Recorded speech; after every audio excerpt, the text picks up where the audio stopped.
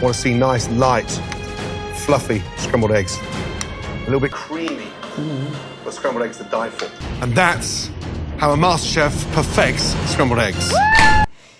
Well, I guess I can cook that. If not, I can just f*** off upstairs. So, working from home also means eating at home, which is why I'm gonna introduce you to this new show called Cook From Home. Want to eat? Can go out, how about you cook from home?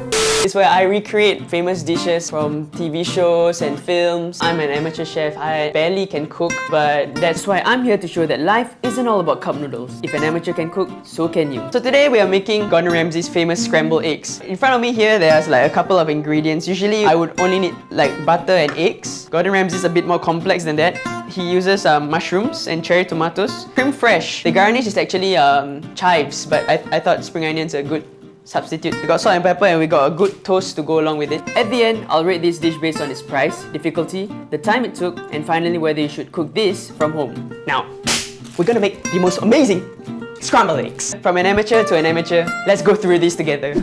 First off, put your eggs in the pot without even heating the stove. Eggs in.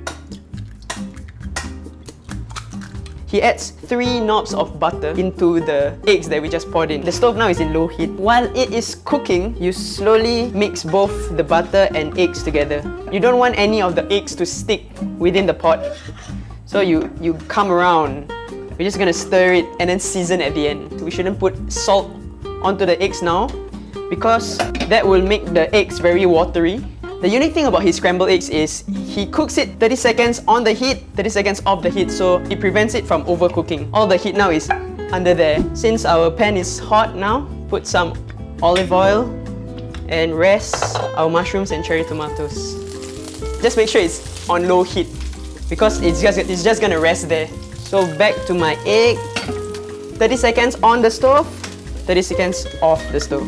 And just keep cooking it like this. So at the same time, while your tomatoes, your mushrooms, and your egg is cooking, we're gonna toast some bread. Bread in there.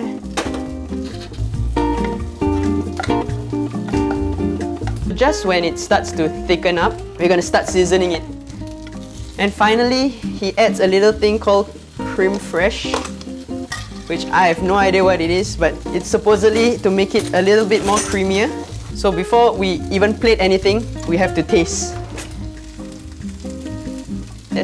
That's perfect. Spring onions, just to garnish the top a bit. Get your toast out. Oops, hope you can see this. We just drizzle it with a bit of spring onions. So there you have it. Now for the taste.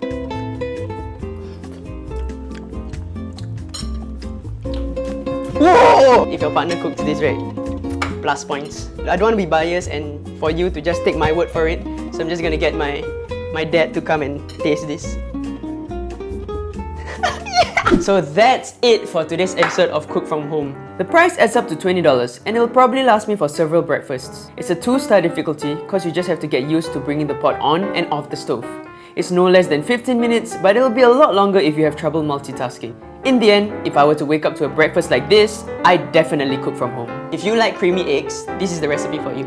Let me know what dish from a film or a TV show you would want me to cook next. I'm gonna enjoy this, so see ya!